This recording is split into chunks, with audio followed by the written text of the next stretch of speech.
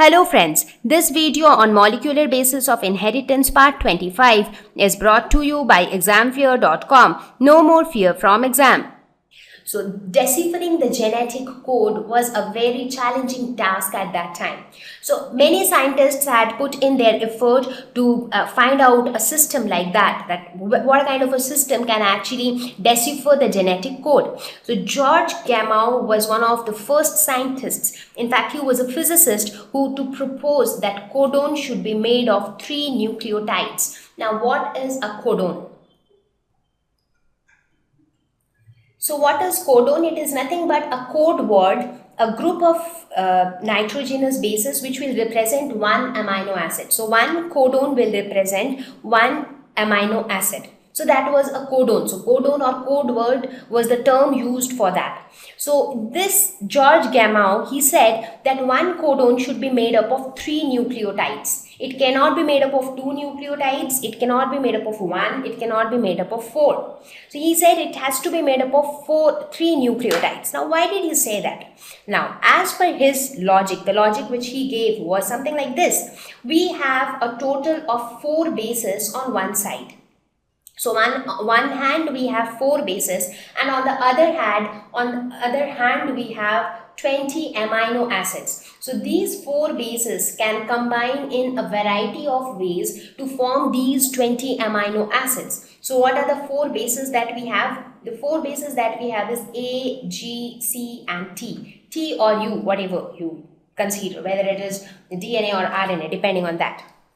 Right? Now let us assume. So let us first assume. So assumption 1.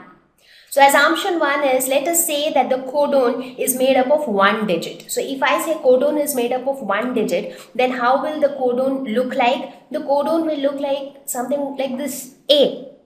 So one codon will be A, or one codon will be just G, or one codon will just be C. So in that case, how many total possible amino acids can be denoted? So A can denote 1 amino acid, G can denote 1 more amino acid, C can denote 1 more amino acid, and T can denote 1 more amino acid. So you cannot have more than that options. So these are the 4 amino acids that can be denoted if you are using a single digit or a single nucleotide. Only if one base is being used. In that case, if your codon contains 1 digit, in that case you can have maximum 4 options. So that means if codon is a 1 digit word, in that case it can code for only 4 amino acids, but we have 20 amino acids, so it has to have at least 20 options. So that means 1 digit is not possible. So assumption 1 was codon is 1 digit. Codon contains 1 digit. So that means this is not possible. So let us look at assumption 3. So in the next scenario, let us assume that the codon is made up of 2 digits. So 2 digits would mean the codon can be something like this, AG or TC or TG. So it can be something like this. What does it mean? Any 2 together, adenine, guanine. I am not talking about the fact that A will pair up with G. I am not saying that. I am saying if these 2 are present, like it is something like this, you will have a sequence which will look somewhat like this. So this is not pairing up with each other, but they are just located one after another. So it is trying to say that if AG, these 2 together is going to code for one particular protein or one particular amino acid. So in that case, how many total possible combinations will you be able to have? So the total possible combinations would be, since you now have only 2 digit, so the first place can be taken up by 4 of this. So there are 4 different options possible for this position. Again, there are 4 different options possible for this position. So 4 into 4 is 16. So there will be 16 options in this case. So 16, this scenario where the codon is made up of 2 digit can code for 16 amino acids, but we want 20. So even this will not work out.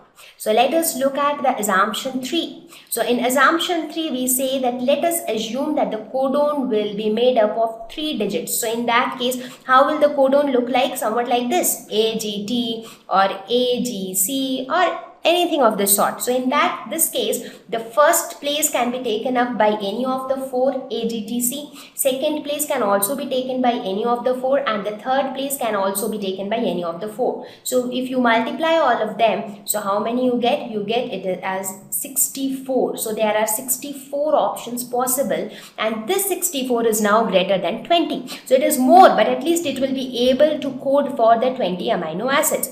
So looking at this, he said that codon should be a 3-digit letter. That means when I say 3-digit, what are each of these digits? Each digit is nothing but a nitrogenous base. So a group of 3 bases will form a codon, and one codon will directly code for one amino acid. For example, if it is AGT, now if you have a sequence like this, that means the first 3 will code for one amino acid, again this will code for one amino acid, this will code for one amino acid, and so on. So this was the concept which was given by George Gamow, and at that time there was a huge discouragement towards this approach, because it was very hard for scientists to believe that if 64 combinations are possible in this case, but amino acids are only 20, so what will happen to the remaining 44 possibilities? So they felt that this is not going to work out. But so this was actually a very bold proposition by the physicist George Gamow, but later on it was actually experimentally proved that this turned out to be correct, that codon is actually a group of 3 bases, and each codon codes for one amino acid. So I hope this idea is clear to you now. If not, please rewind and see this slide once again. So now we will talk about another very important contribution which was given by a scientist called Marshall Nirenberg. So he finally helped the code to be deciphered. So he got the final conclusion. Not only he, there were quite a few scientists from different fields like physics, mathematics, chemistry. They all came in and they all tried to do something. They made some contribution to decipher the genetic code. But finally, Nirenberg was the one who could successfully decipher the genetic code. So what kind of experiment did he perform? So he used a cell-free environment. Now what do we mean by cell-free environment? Now he made use of an environment where the cell walls were broken down such that all the contents of the cells could be released. So the cytoplasm, you observed that it could still synthesize proteins when RNA was being added. So that showed that RNA directly had a link to protein synthesis, that whenever RNA was being added, protein was being synthesized by the cytoplasm. So he experimented with the bacteria E. coli. He took E. coli extract and added E. coli extract to 20 different test tubes, because there are 20 possible amino acids. So he took this in 20 different test tubes, and a mix of all the 20 amino acid was added to each of these test tubes. In each test tube, there was some extract of E. coli, and also there was some mixture of all the 20 amino acids was added. But it was made sure that in each of the test tube, only one amino acid was radioactively tagged. Now let us suppose if this is test tube number 1, this is 2, this is 3, this is 4. Now all of them had the E. coli. All of them also had a mixture of all the 20 amino acids. But out of those 20, in test tube 1, only one amino acid was radioactive. In test tube 2, again one amino acid was radioactive, which was different from the amino acid which was radioactive in 1. Similarly, in test tube 3, again one more amino acid was radioactive. So that ways, in all the 20 test tubes, in every test tube there was one amino acid which was radioactive. So that is how he made the arrangement.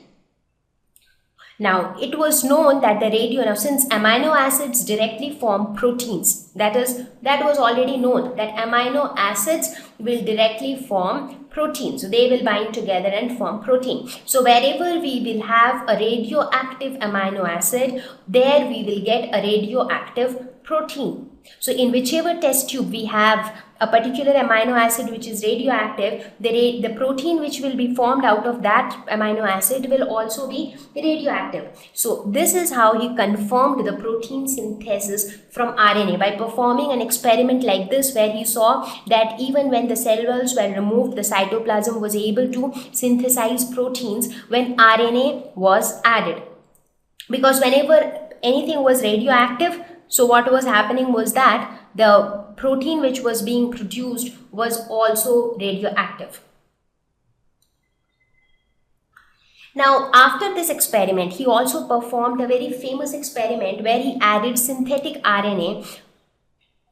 So when he started adding synthetic RNA, he made sure that it has only one particular nitrogenous base, that is uracil. And then he added this uracil to each test tube, and he found that there was some unusual activity only in that test tube which gave out phenylalanine. So he felt that there was some link between uracil and phenylalanine. Now, several experiments were repeated for various combinations of bases which were added, and the amino acids or the amino acids which were formed as a result out of that test tube. So by heat and trial method, not heat and trial actually, by performing or by repeating the same experiment over and again with different combination of the nitrogenous bases and looking at the type of amino acids being produced, Nirenberg was successfully able to come up with a table which showed which combination of nitrogenous bases gave rise to which type of amino acid. And this is how the genetic code was finally deciphered. And his work was so much notable that he even got Nobel Prize for this work, because deciphering the genetic code was a challenging task at that time. Now, we are not discussing this experiment in detail here, but this is what he did that time. He took some E. coli extract and he added used a cell-free environment, and then he started adding synthetic RNA with different types of nitrogenous bases, and then he saw what kind of amino acids were being generated, and that is how he came up with the table which could actually decode that which sequence would code for which amino acid, which nitrogenous bases would code for which amino acid. And it was also found that codon is formed of 3 groups of bases, and that each codon will correspond to one particular amino acid. So a team of 20 researchers worked on this to come up with that particular table, which is today extremely useful, and it helps to decipher genetic code. Thank you. Please visit www.examfear.com to watch more videos, attempt free online test, get free study material, find tutors and mentors. Thank you once again.